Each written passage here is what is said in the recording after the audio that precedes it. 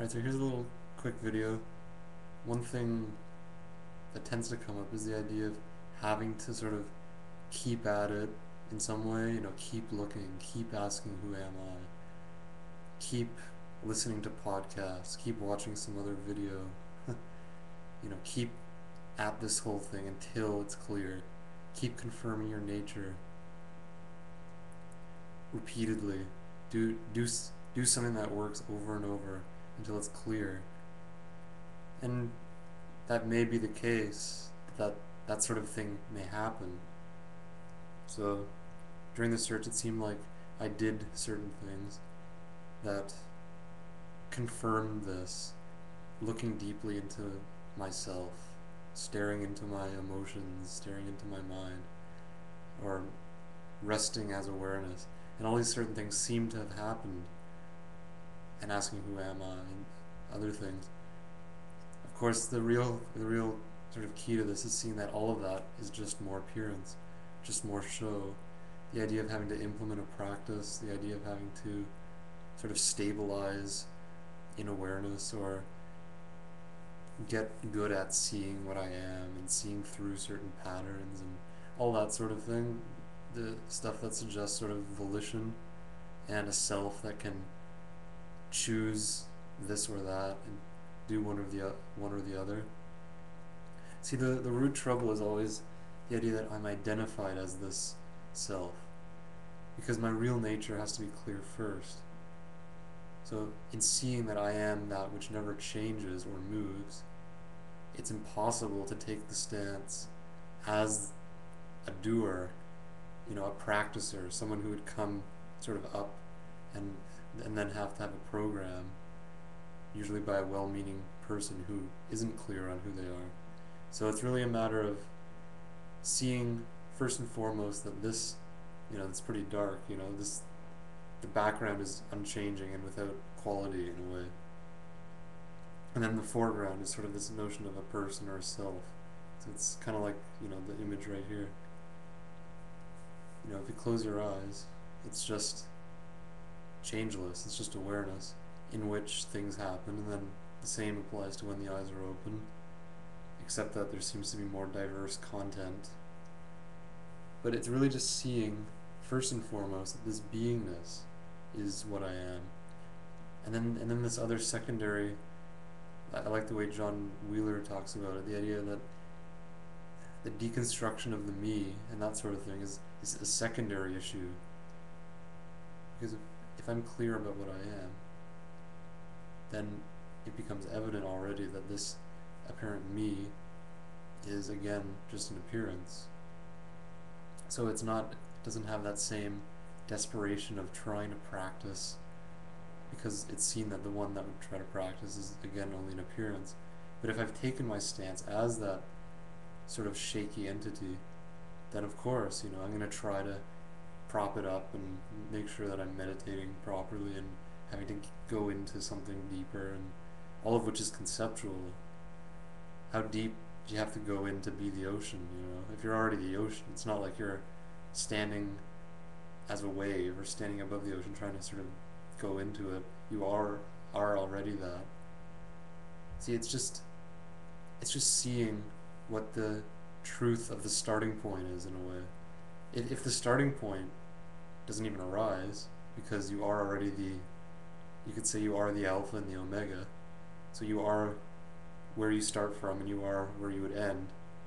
So why not just leave it at that instead of having to go into this secondary process? It's just looking into it directly, and even looking into it would be appearance. So there's no way to sort of get to where you are. So that's the end of the road right there. There's no way to move into what you are. There's no way to move away from or move to or even rest as.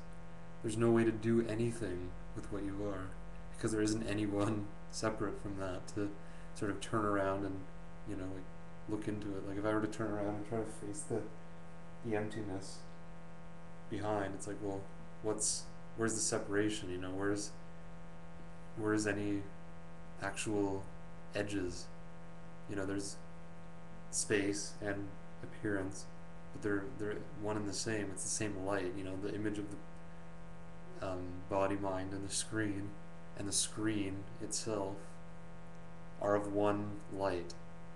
But of course, the function of mind is to sort of solidify things all the time. So it's, oh, that's just a black screen, and that's just a guy's face, and that's there's nothing much else there. But it's always in this secondary thing. What's always overlooked by I mean, literally, it's always overlooked by a seeker.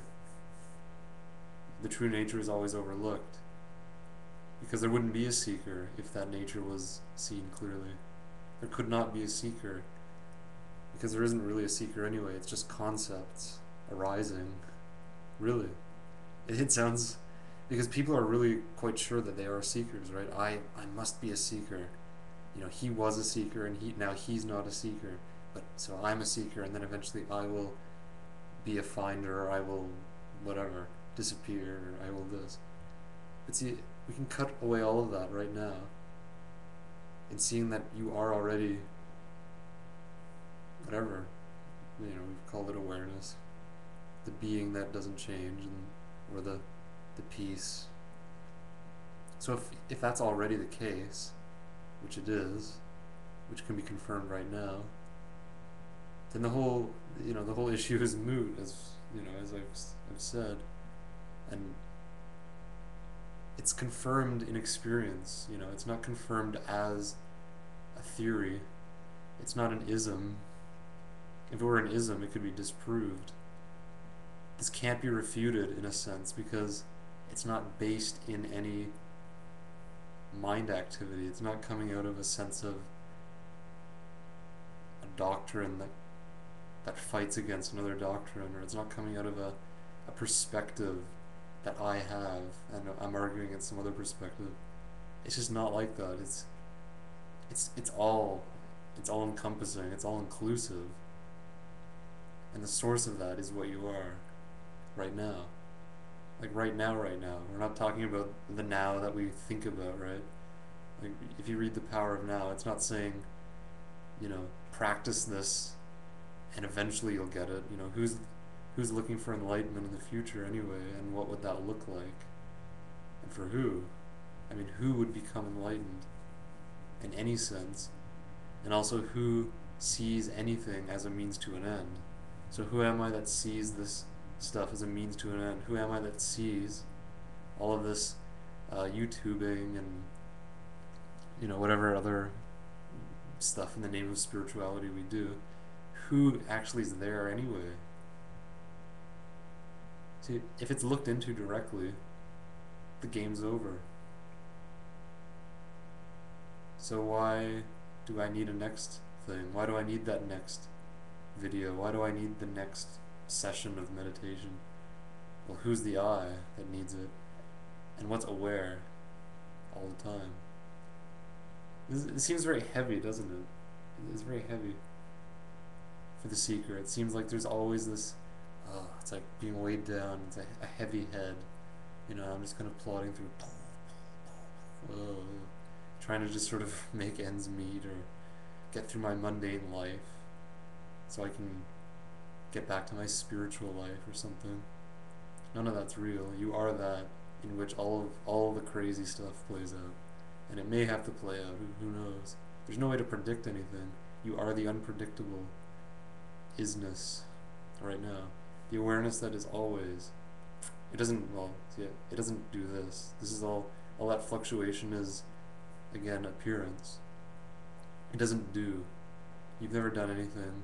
Thank God. Thank God I never did anything because I didn't do a very good job as a doer. I'm not even a beer. Really, it's just, you know, I'd rather just not speak. I'd rather disappear because it would be more evident. I've said that before. See, I've said, it's all been said before. It's all redundant at this point.